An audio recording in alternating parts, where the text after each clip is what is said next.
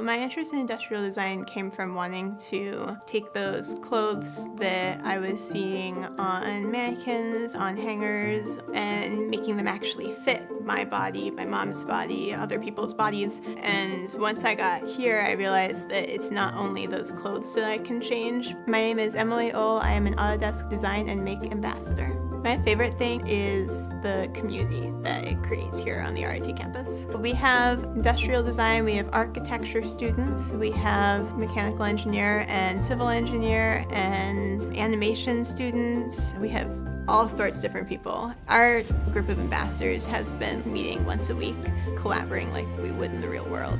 Growing up, obviously, I am deaf. I have hearing loss, which means that certain things aren't accessible for me. Looking at the world, I can always see a place where, oh, this can be very easily accessible if you just make a small adjustment.